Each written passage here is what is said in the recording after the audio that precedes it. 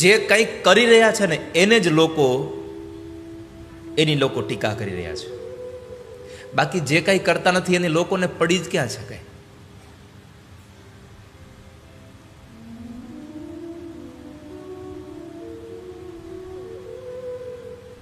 આ દેશમાં કુકડાઓ કપાય છે વધારે પડતા કુકડાઓના મારવામાં આવે છે. સવારમાં એના જ ડોકા કાપવામાં આવે છે. શું કામ? એને એ સવારમાં જગાડે છે એટલે આ દુનિયામાં જેટલા જગાડે છે ને એને બધાની ટીકાઓ કરવામાં આવે છે, એને કાપવામાં આવ્યા છે.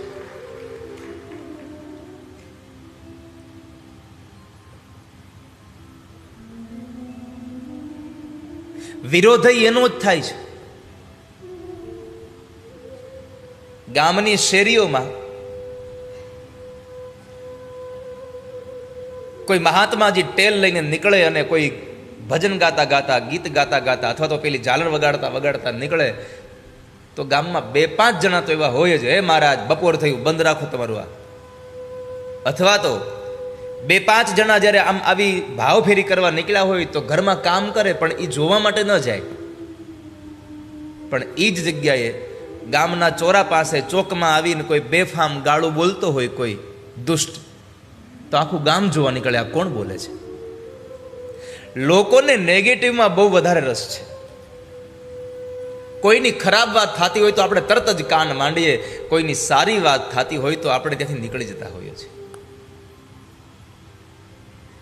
જ્યાં અટકવાનું હતું ત્યાંથી આપણે પસાર થઈ ગયા, જ્યાંથી પસાર થઈ જવાનું હતું ને આપણે ટકી ગયા. એટલા માટે આપણી આ દશા છે.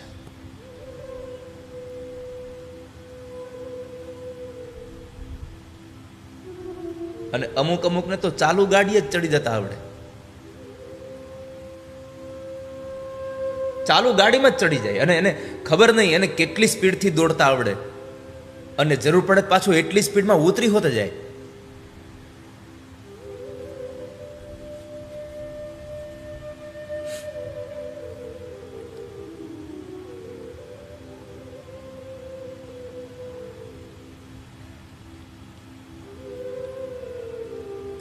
તો ગઈકાલે આપણે દક્ષ પ્રજાપતિના એ કથા પ્રસંગમાંથી આપણને એક સંદેશો મળ્યો કે સત્તા મળે તો એનો દુરુપયોગ ન કરવો જોઈએ.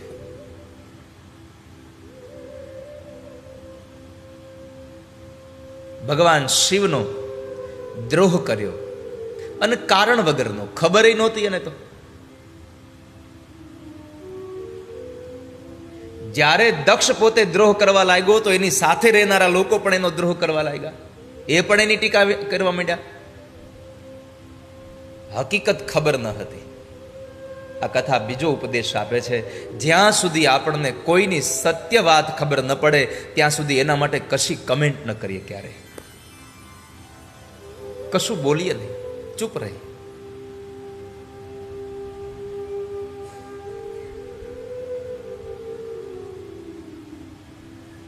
ધર્મ પ્રકરણની વાત બતાવી. 5 અધ્યાયનું અર્થ પ્રકરણ.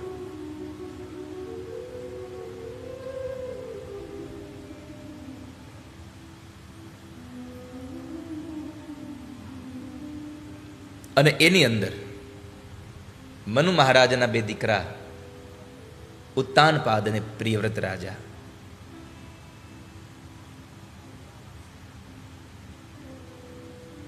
ઉત્તાનપાદના દીકરા ધ્રુવની કથા છે.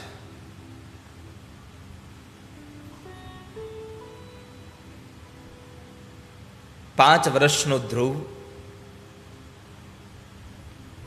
સુનીતિનો દીકરો છે. ઉત્તાનપાદ રાજાની પત્ની 2 છે, સુરુચિ, સુનીતિ.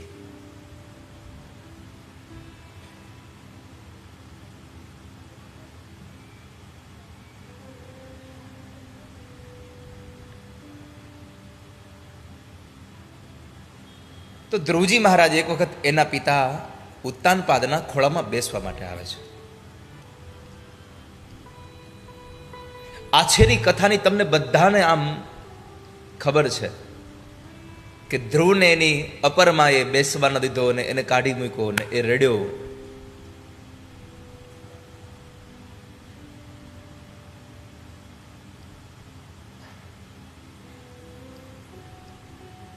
ધ્રુવે કહ્યું કે હું પણ એક રાણીનો દીકરો છું,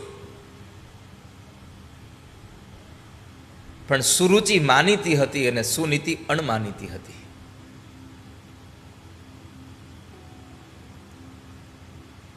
એટલે સુરુચિએ એને મેણા માર્યા છે કે તારી માં રાણી નથી, તારી માં દાસી છે.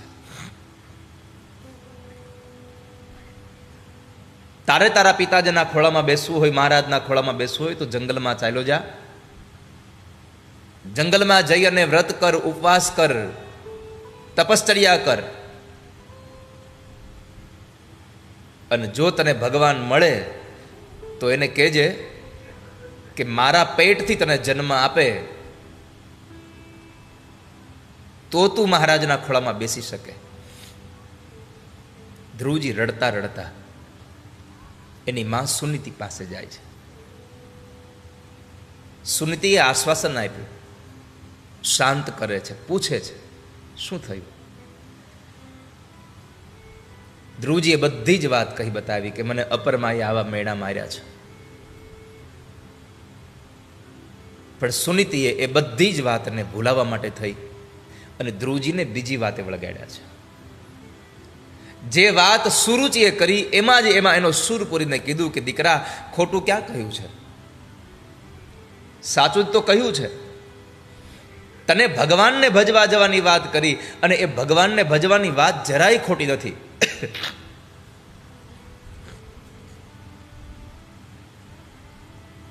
અને આમ પણ આ સંસારમાં આપણા સાચા પિતા તો ભગવાન જ છે.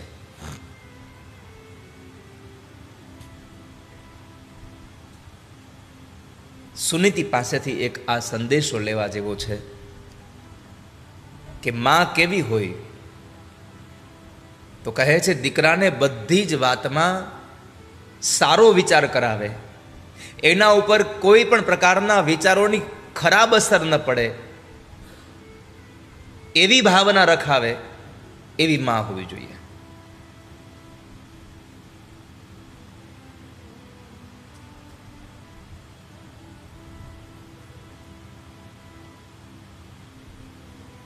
પોતાના દીકરાઓની અંદર રહેલી કમજોરીને પણ એનું બળ બનાવી દે એવી માં જોઈએ.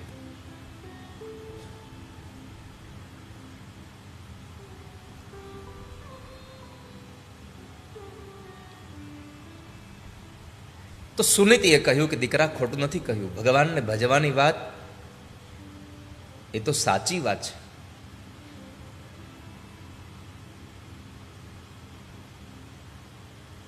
પાંચ વર્ષનો ધ્રુવ પ્રશ્ન પૂછે છે, માં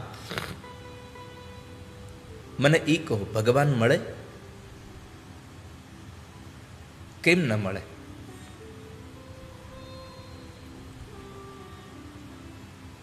ભગવાન મળે ક્યાં?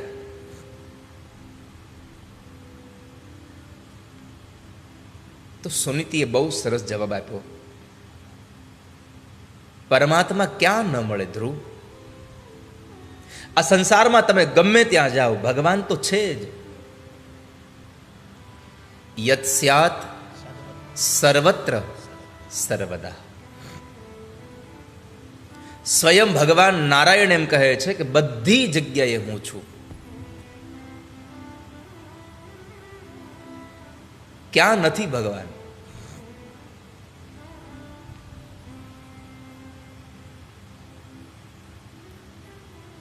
રામચરિત માનસ પણ કહે, હરિ વ્યાપક સર્વત્ર સમાના.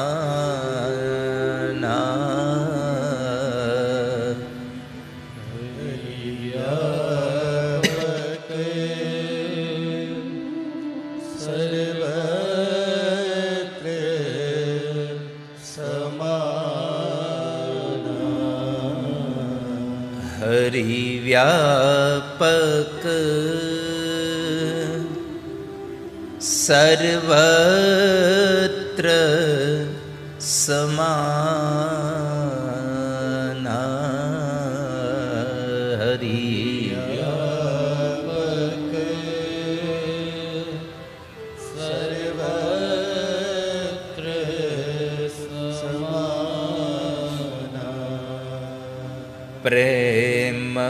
તે પ્રગટ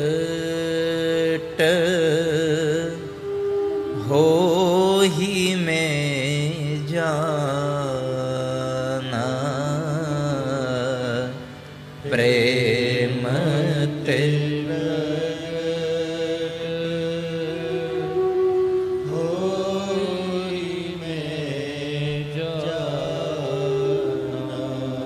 પ્રેમ તે પ્રગટ હોહી મેં જાના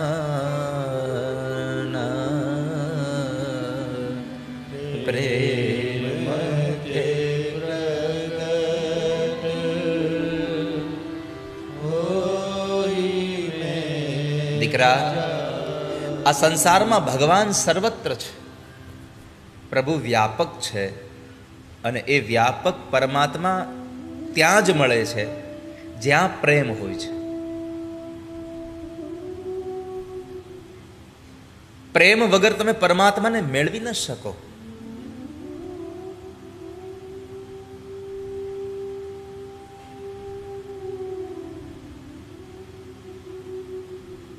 કહે પ્રીતમ પ્રેમ વિના મળે નહીં નંદકુમાર. પ્રેમ વગર તમને કશું મળે નહીં ક્યારે. પણ એક સાવધાન રહેજો, હું જે પ્રેમની વાત કરું છું એ પરમાત્મા સાથેના વિશુદ્ધ પ્રેમની વાત કરી રહ્યો છું, કલિકાલના આકર્ષણવાળા પ્રેમની નહીં. જે વિશુદ્ધ પ્રેમ કે જેમાં કોઈ પણ પ્રકારની અપેક્ષા જ ન હોય. પ્રેમ એને જ કહેવાય કે જ્યાં કાંઈ પણ પ્રકારની અપેક્ષા ન હોય. અત્યારનો પ્રેમ અપેક્ષા વગર જ નથી હોતો. આપણી સૌથી પહેલી અપેક્ષા એ હોય છે કે હું પ્રેમ કરું તો મને પ્રેમ કરવો જોઈએ ને. આ પ્રેમ જ નથી. પ્રેમ એ છે કે ઈ મને પ્રેમ કરે કે ન કરે, હું એને પ્રેમ કરું, એ પ્રેમ છે.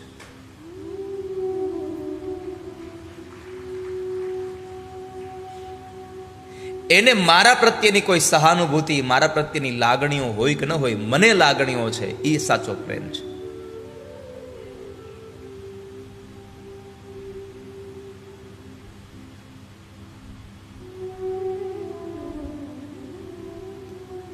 પ્રેમની પરિભાષા છે સમર્પણ.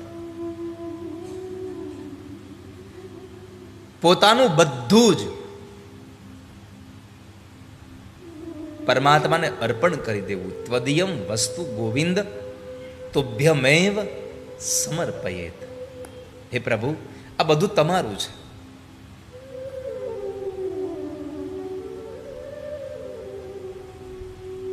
સર્વસ્વ સમર્પિત કરી દેવાની ભાવના એ સત્ય પ્રેમ છે. એ સાચો પ્રેમ છે. તો દીકરા, પ્રેમ હોય ને આ ભગવાન મળે છે.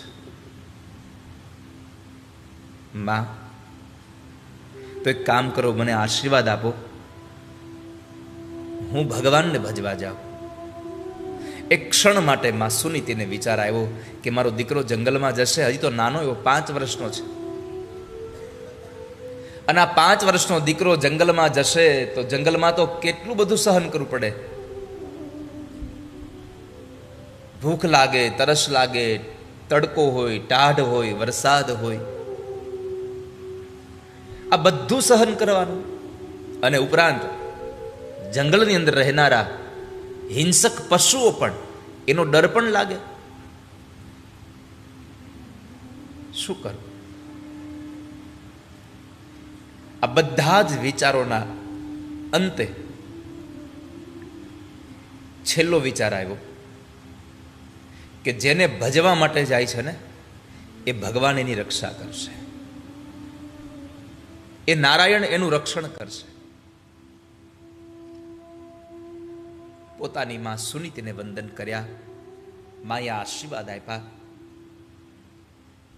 ચાલતા થયા તો તરત જ સુનીતિએ કહ્યું કે બેટા સાંભળ, કોઈ સારા કામ માટે જતા હોઈએ ને તો વડીલોના આશીર્વાદ લઈને જવું જોઈએ.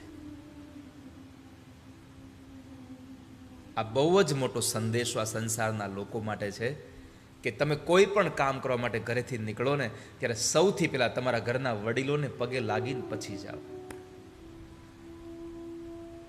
વડીલોના આશીર્વાદ જો મળશે ને તો તમારા કામમાં તમને સફળતા મળશે.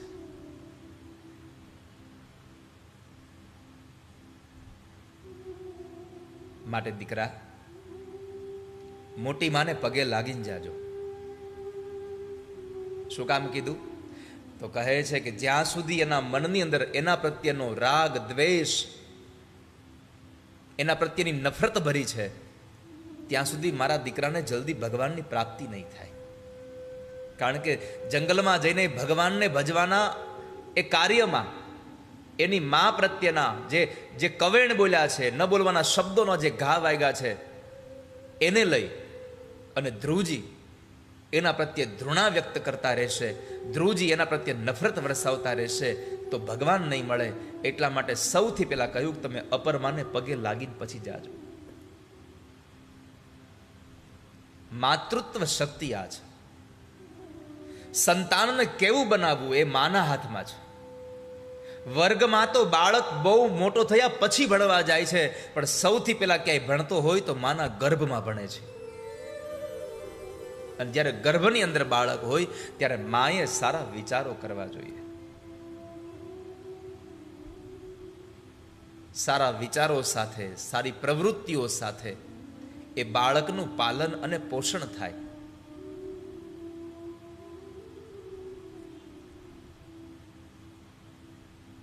સંસ્કારોનો દાયજો માં આપે છે. જો માની અંદર સંસ્કાર નહીં હોય તો દીકરામાં સંસ્કાર નહીં આવે. એક ગામડામાં એક માં હતી. એનો દીકરો 5 વર્ષનો થયો એટલે એને નિશાળે ભણવા બેસાડ્યો. અને આ બહુ જૂના જમાનાની વાત છે. એને નિશાળે ભણવા બેસાડ્યો અને લગભગ તમને બધાને ખબર હશે, હવે અત્યારની પેઢીને કદાચ બહુ ઓછી ખબર હોય છે, પણ આપણા સમયમાં હતું કે જ્યારે આપણને સ્કૂલે બેસાડવા માટે પહેલી વાર આવે ત્યારે ઘરેથી માં સૌથી પહેલા કંકુનો ચાંદલો કરી દે આખા કપાળમાં.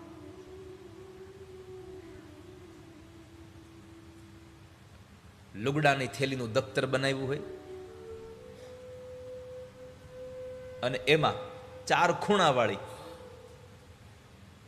પાટી સ્લેટ નાખી હોય અને લઈને જાય. આપણે પહેલી વાર જ્યારે ભણવા બેસાડવા આવે ત્યારે પતાસા વેચતા.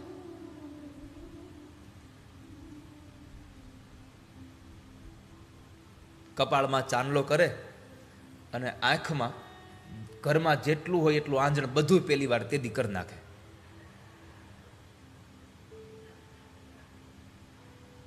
અને જેવા એના વડીલો એને સ્કૂલે મૂકીને જાય ને ઓલો રોવાનું ચાલુ કરે, પછી શું થાય આમ તમને દેખાય છે ને આમ?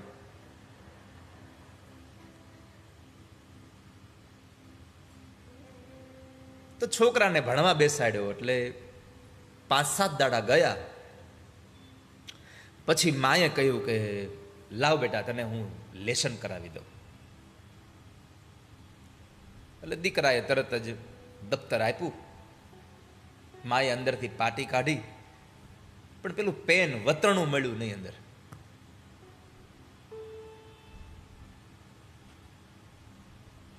પેન નહોતું અંદર. પેલા તો પેનને પાટી જતા ને, અત્યારે હવે બોલ પેન આવી, હવે અત્યારે આપણી આ પેન્સિલ આવી. પેલા તો ઓસરીના કોરે ઊભા એ પાટી ધોઈ હોય ને પછી કહેતા હોય ચક્કી પાણી પી જા. આ બધા તમે આના અનુભવી છો બધા. ઘણા તો એટલા બધા ગોબરા હોય, પાણી નો લે.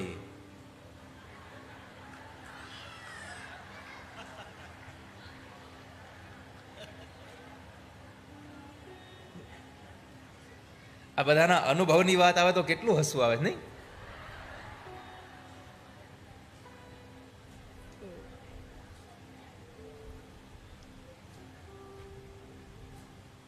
એટલે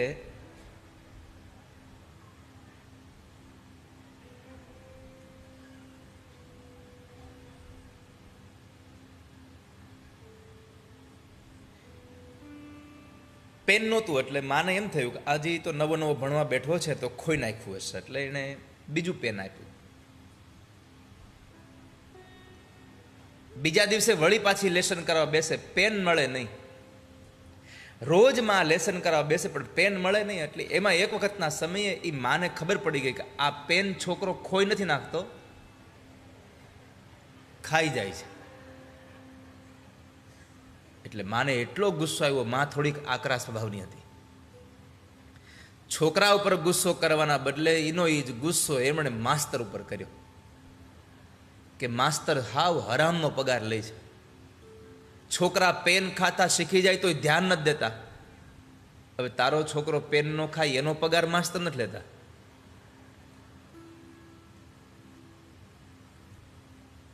આ છોકરાની મમ્મીએ નક્કી કર્યું કાલ સવારે માસ્તર પાસે જવું છે.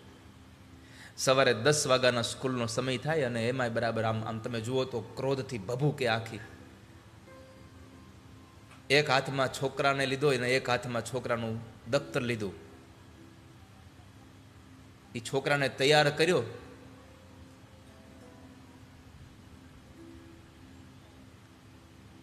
તેલની બોટલમાં જેટલું તેલ હતું બધું માથામાં નાખી દીધું. આખું માથું તેલ વાળું. તમે આમ જુઓ ને તો ચારે બધું તેલ જ ઉતરતું હોય. તમને દેખાય છે ને આ બધા જે આમ કહું છું, દેખાય તમને આમ? અને પછી એ છોકરાને લઈને ઉપાડ્યો. એક હાથમાં છોકરાનું આમ બાવડું પકડ્યું, એક હાથમાં દફતર પકડ્યું અને ગામ વચાળે હળકતું ટીપણું નીકળ્યું, ભડભડ ભડભડ બોલતું બોલતું. માસ્તર આવા છે, માસ્તર તેવા છે. નિશાળમાં ગયા અને આમ આમ લોબીનમાં એ ઓસરીમાં માસ્તર સાહેબ ઉભેલા. એ માસ્તર! માસ્તર કે આ આજ આવું કોણ આવ્યું? ત્યાં તો છોકરાને તબતબાવી આવે. એમાંય છોકરાના પગમાંથી ચપ્પલ નીકળી ગયું, છોકરાને ધબ્બો નાખ્યો. મમ્મીઓનો આ જ વાંધો છે, કોકની રીહ છોકરા ઉપર ઉતારે.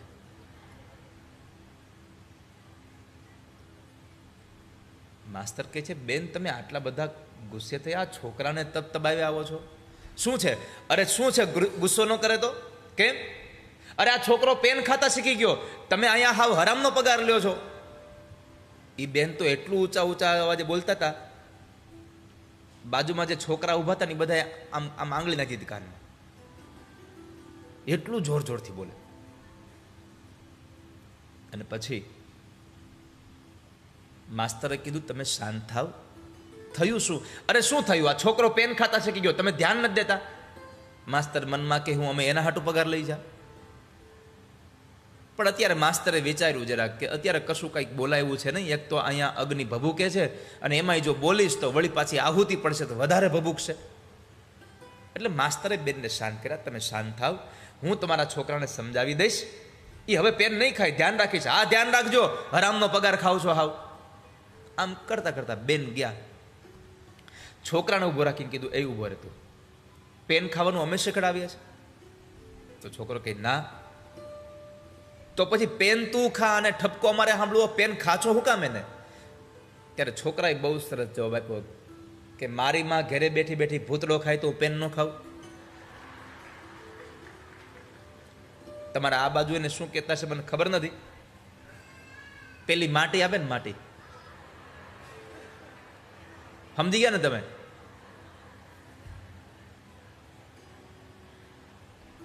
જેની માં માટી ખાય એના દીકરા પેન ખાય, એમાં નવાય નથી.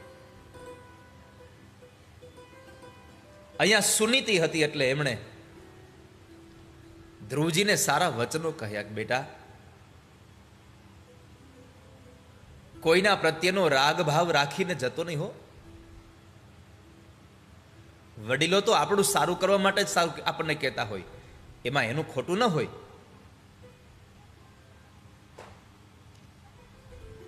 અપરમાને વંદન કરી અને ધ્રુવજી મહારાજ નીકળે છે જંગલમાં જવા માટે. મધુવનના માર્ગે આમ ચડ્યા અને માર્ગમાં ચડતાની સાથે જ સૌથી પહેલા દેવર્ષિ નારદ મળ્યા તો નારદને વંદન કર્યા, દંડવટ કર્યા છે.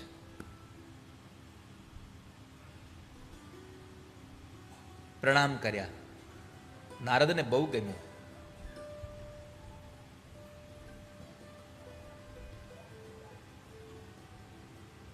જેવા એમને પ્રણામ કર્યા તો નારદને ગમ્યું એટલે નારદે હાથ પકડીને ઊભા કર્યા અને કહ્યું કે બાળક આમ ક્યાં જાય છે? જંગલમાં. કેમ? ભગવાનને મેળવવા માટે. નારદના કાન ચમક્યા કે આટલો નાનો બાળક અને ભગવાનને ભજવા? 5 વર્ષનો છોકરો.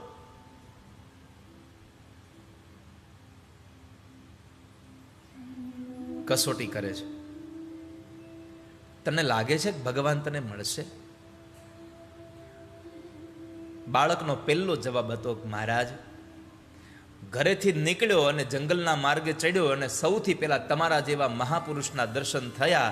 હવે મને ભરોસો છે કે ભગવાન મળે પાર છે મને. કોઈ સારાનો સંગ થઈ જાય,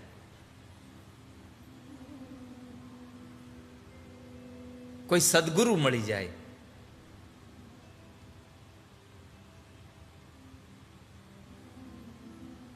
તો કામ થઈ જાય.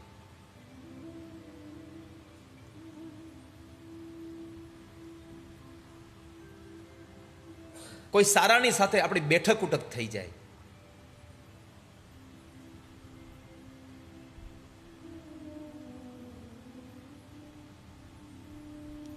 તો આપણું કામ બની જાય.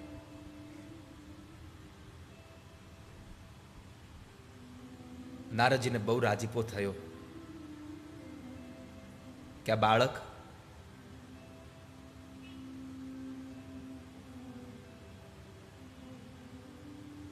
કેટલો જ્ઞાની છે, કેટલો વિવેકી છે, કેટલો સહજ છે. અને યાદ રાખજો, તમારામાં સરળતા જેટલી હશે, તમારામાં નમ્રતા જેટલી હશે, એટલો પરમાત્મા વધારે રાજી થશે.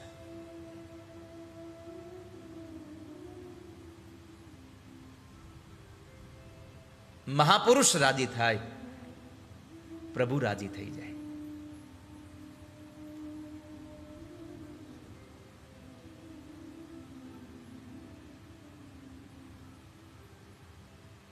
રાજસ્થાનમાં એક મહારાજ એક ડોશીમાને મળવા ગયા.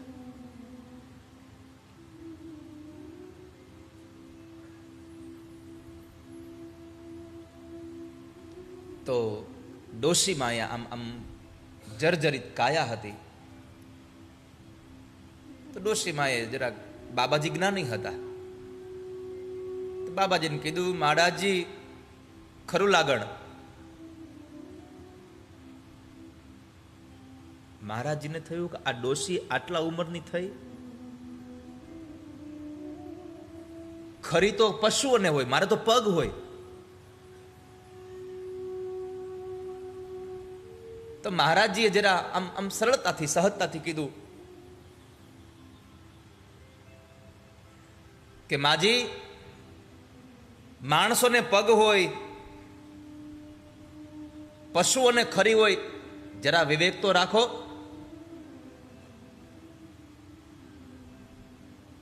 નરકમાં જાશો મહાપુરુષોને આવું બોલશો તો. તે ડોશીમાં તો હાવ સરળ ભાષાના, હાવ નમ્રતા, હાવ સહજતા વાળી, કાંઈ બીજું જાણે નહીં, બસ સહજતા સિવાય કાંઈ નહીં. તે ડોશીમાં કીધું, અરે બાપજી, એવા અમારા ક્યાં ભાગ્ય કે અમે નરકમાં જઈએ. નરકમાં તો તમે બધા જઈ શકો, અમે થોડા જઈ. મહારાજજી પ્રસન્ન થઈ ગયા. હો ઓહો હો, શું સહજતા છે. એને એ નહોતી ખબર શું નરક અને શું સ્વર્ગ છે. સહજતા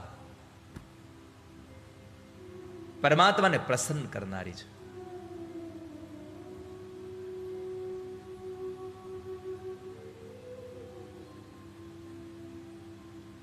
નારદજીએ આશીર્વાદ આપ્યા છે. વાહ બાળક, ખૂબ રાજી થયો. માથા પર હાથ પધરાવ્યો. અને વાલા ભક્તજનો, આ સંસારમાં જેના માથા ઉપર ગુરુનો હાથ છે, એને આ સંસારમાં ભગવાન જેવો ભગવાન એના ઉપર રાજી છે. માથે ગુરુનો હાથ, એની માથે રાજી દીનો નાથ, જેને હોય માથે ગુરુનો હાથ. સાચો સદગુરુ જ્યારે બાવડું ઝાલે, ત્યારે રોમે રોમે અજવાસ. કામ ક્રોધ મારા થીર કરી દે, ઉઘાડે આતમ કેરી પ્યાસ. કામ ક્રોધ ને બધાને થીર કરી દે.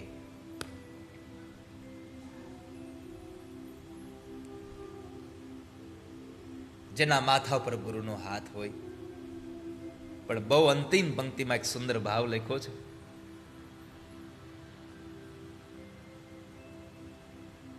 આમ તો એને હાસ્ય કલાકાર કહીને બોલાવીએ છીએ, પણ એની કલમે એટલી સરસ ચાલે. સાંઈરામ દવેની કલમે લખાયેલું આ ગુરુનું એક પદ છે. આ પદનો ઢાળ તો અલગ છે, પણ મને જે રાગમાં ચાલતું હતું એ મને ગાવાનું મન થયું. ખાલી તમને શબ્દોનો મર્મ મારે કહેવો હતો. જેની માથે હોય ગુરુનો હાથ, એની માથે રાજી થાય દીનો નાથ. ગુરુના પારખા કરે જે ચેલો, એ તો નક્કી લક્ષ 84 માં જાય. ઘણા ગુરુની હોતે કસોટી કરવા વાળા હોય, એમાં 2 ચોપડું વધારે ભણી ગયા હોય ને, એને તેમ જ થાય કે આપણાથી બીજો કોઈ જ્ઞાની નથી આ દુનિયામાં.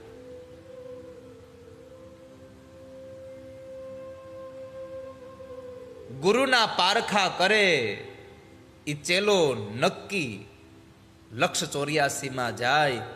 સ્વાર્થ સાધીને ગુરુ બદલાવે, સ્વાર્થ સાધીને ગુરુ બદલાવે, એનો નરકે નિવેડો ન થાય. એ નરકમાં જાય પણ તેનો નિવેડો તો ન જ આવે, જે માણસ સ્વાર્થને લઈ અને ગુરુને બદલાવી નાખે. ધ્રુવજી મહારાજને કહ્યું, બેટા તારાથી હું રાજી બહુ થયો, લે આ દ્વાદક્ષરી મંત્ર ઓમ નમો ભગવતે વાસુદેવાય, આ મંત્ર આપ્યો અને અગત્યની વાત કરી કે બાળક આ મંત્રનો જપ કરજે, પણ કોઈ પણ પ્રકારનો સ્વાર્થ ન રાખતો.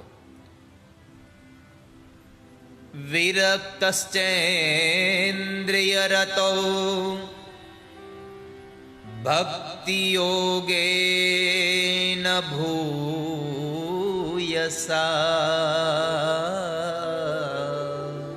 તમ નિરંતર ભાવેન ભજેતા વિમુક્તયે.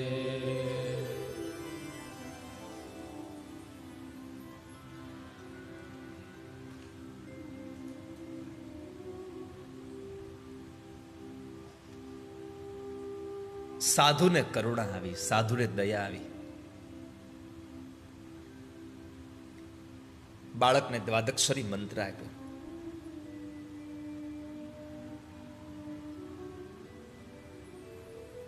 જ્યાં સુધી તમારામાં કરુણા ન જન્મે ત્યાં સુધી તમારું હૃદય પરિવર્તન ન થાય.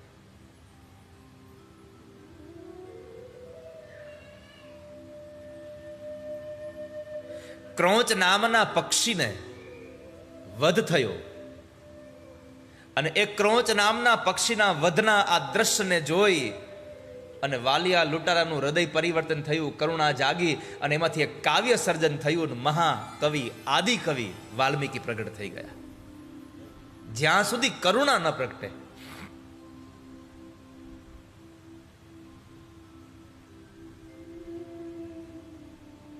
કરુણા પ્રગટવી બહુ અગત્યની છે.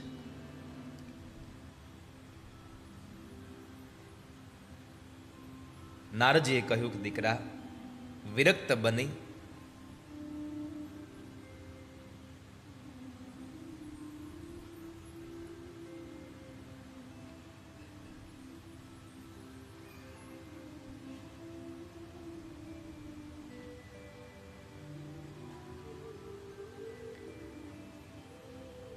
નારદજીએ બાળકને જંગલમાં મોકલ્યું. નારદજી પોતે એના પિતા ઉત્તાનપાદ પાસે આવે છે.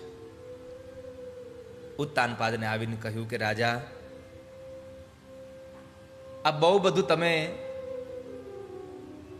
રાજ્ય ભોગવી લીધું, હવે પ્રભુને ભજો. જંગલમાં જવાનો સમય તમારો હતો અને ગયો તમારો દીકરો, તમને શરમ નથી આવતી? ઉત્તાનપાદ કહે છે, મહારાજ મને ક્ષમા કરો, પણ મારી એટલી અપેક્ષા છે કે મારો દીકરો પાછો આવશે ને તો એને આ બધું રાજ્ય સોંપી દઈ અને હું જંગલમાં ચાલ્યો જઈશ.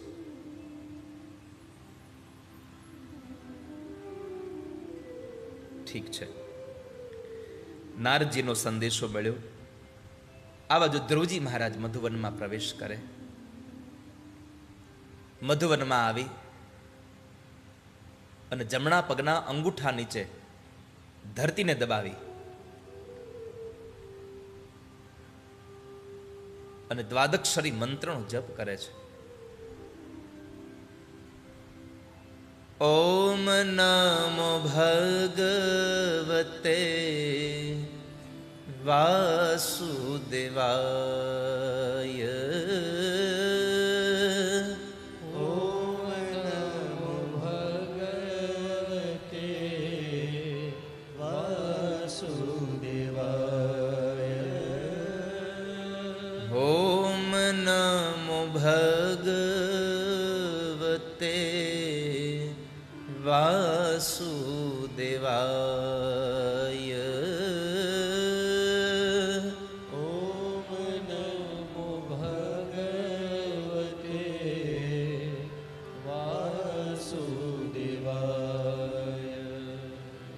ઓમ નમો ભગવતે વાસુદેવાય. ઓમ નમો ભગવતે વાસુદેવાય. ભાગવતજીમાં લખ્યું છે કે ધ્રુવજી મહારાજે શરૂઆતના સમયની અંદર ફળ ફૂલ ખાઈને ભગવાનનું ભજન કર્યું.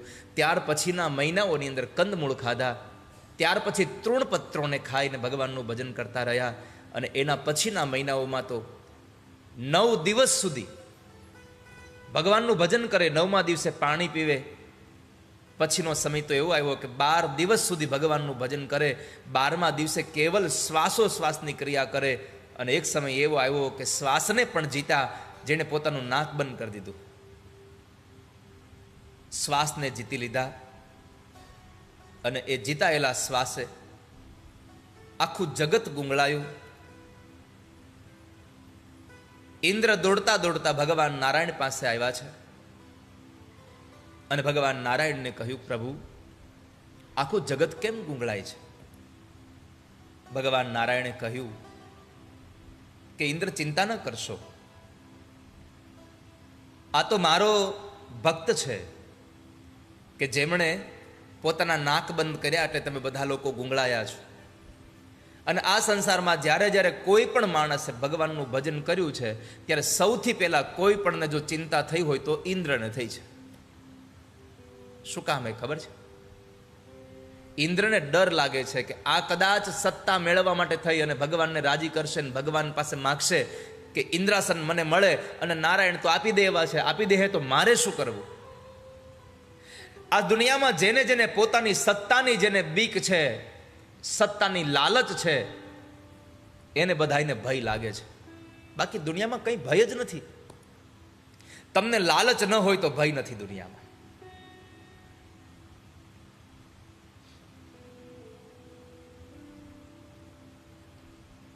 પણ ભગવાને ઇન્દ્રને સાંત્વના આપી અને ફરી પાછા એના ઇન્દ્રલોકમાં મોકલ્યા છે.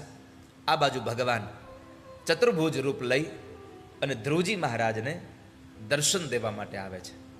પરમાત્મા આવ્યા છે, ગરુડ ઉપર બિરાજમાન છે.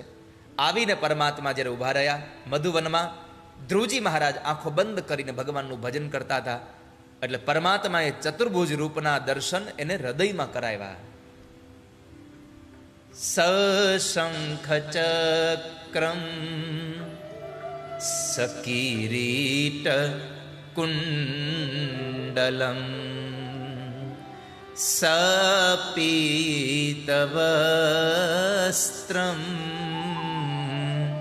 સરસી રૂહેક્ષણમ.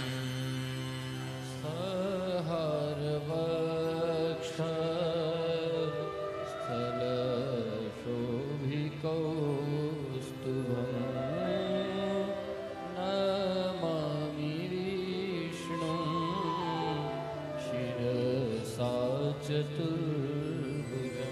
ભગવાન 4 હાથવાળા હતા. શંખ, ચક્ર, ગદા, પદ્મ જેણે હાથમાં ધારણ કર્યા છે. નારાયણના હૃદયમાં દર્શન કર્યા. પરમાત્માએ અંતર્ધાન થયા એ રૂપને લઈને. બંધ આંખમાં દેખાતું સ્વરૂપ બંધ થયું.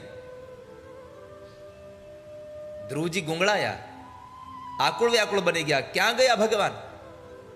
અને વ્યાકુળતામાં ને વ્યાકુળતામાં મોઢામાંથી શબ્દો નીકળવા લાગ્યા, ક્યાં ગયા ભગવાન, ક્યાં ગયા? અને આમ કરતા કરતા આંખ ખુલી તો જે ભગવાન બંધ આંખમાં દેખાયા હતા એ જ ભગવાન સામે ચતુર્ભુજ નારાયણ રૂપે ઊભા છે. પ્રભુના દર્શન થયા છે. પરમાત્માના દર્શન થયા તો આંખમાંથી અશ્રુની ધારા વહી છે.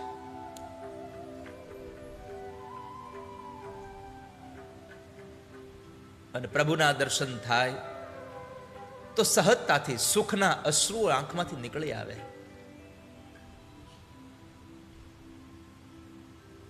પરમાત્માના સામે ઊભા ઊભા ધ્રુવજી મહારાજ રડે છે. 2 હાથ જોડ્યા છે, હોઠ ફફડી રહ્યા છે. છતાં પણ પ્રભુ ઓળખી ગયા. એટલે ભગવાને શંખને ગાલમાં સ્પર્શ કરાવ્યો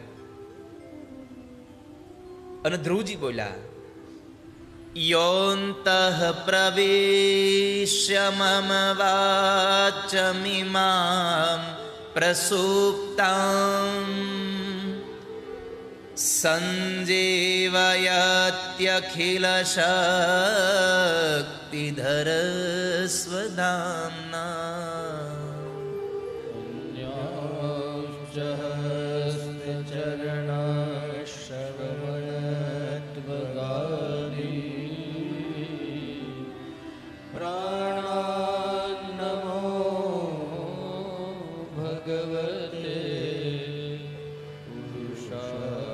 पुरुषाय तुभ्यम। हे भगवान पुरुष,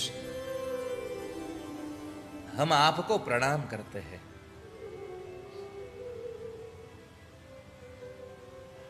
हे नाथ, હું શું કહું તમને, પણ બસ હું તો એટલું કહીશ તમને ઠાકોરજી કે મારી જિંદગીમાં જે કાંઈ બધું થઈ રહ્યું છે કેવળ ને કેવળ તમે કરી રહ્યા છો. યોંતઃ પ્રવિશ્ય મમ વાચ મિમામ પ્રસુપ્તા, મારી ભીતરમાં તમે છો, મારી અંદર તમે છો, એટલે આ બધું થઈ રહ્યું છે. જો પ્રભુ તમે અંદર ન હો તો કશું જ ન થાય.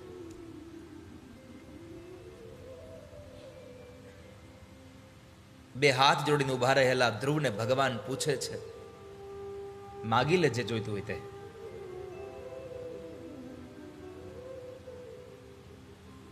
ધ્રુવજીએ ભગવાનને કીધું, પ્રભુ તમે મળી ગયા પછી હવે બીજું શું માગવું મારે તમારી પાસે. પણ ભગવાન જાણતા હતા કે ધ્રુવ શું કામ આવ્યા હતા, અને પરમાત્માએ સામે ચાલી અને ધ્રુવજીને વરદાન આપ્યા છે. વેદાહમ તે વ્યવસિતમ હૃદિરાજન્ય બાલક તત્પ્રયચ્છામિ ભદ્રં તે દુરાપમપિ સુવ્રત. ભગવાન કહે છે કે હું જાણું છું તારા મનની વાતને. અહીંયાથી આપણે એક ઉપદેશ લેવા જેવો છે. ભગવાન પાસે કંઈ કહેવાની જરૂર જ નથી, કારણ કે એને બધી જ ખબર છે. તન કી જાને મન કી જાને, જાને ચિત્ત કી ચોરી,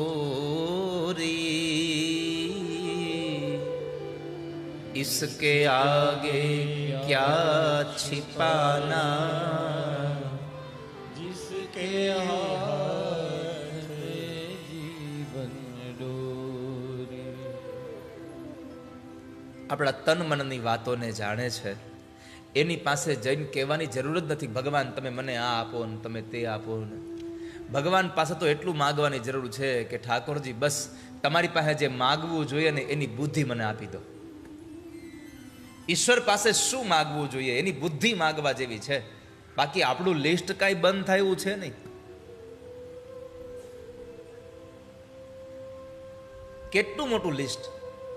અને તોય એ તમે વિચાર તો કરો, એક એક માણસ પાસે આટલું આટલું લિસ્ટ છે. સાંજ પડે હજારો માણસો એની સામે આવીને આ લિસ્ટ આપે છે, અને તોય કોઈ દી એમ ન કીધું હો કે ના હવે પૂરો થઈ ગયો કોટો, એમ બેલેન્સ પૂરું, ક્યારેય નહીં.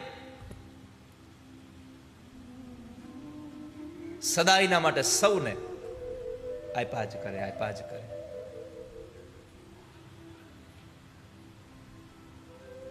આપણે તો ઘરમાં 2 વખત છોકરાઓએ કંઈક મહિનામાં 2 વખત માગ્યું ને એકને એક વસ્તુ, તોય અકળાઈ જાય.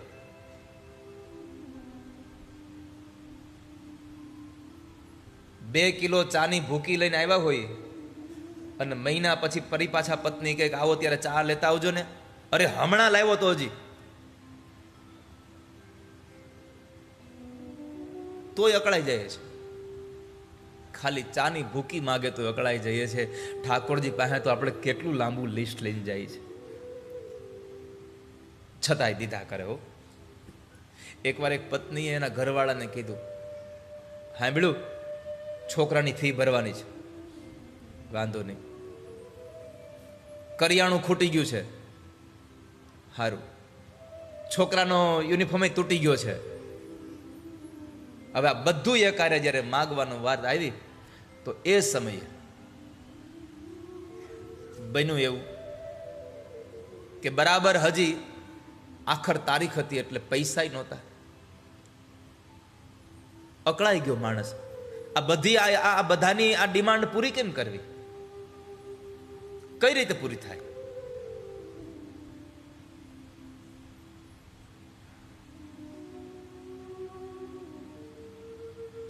ભગવાનને જરાય એમ નહીં થતું હોય કે આને થોડોક પગાર વધારી દઈએ,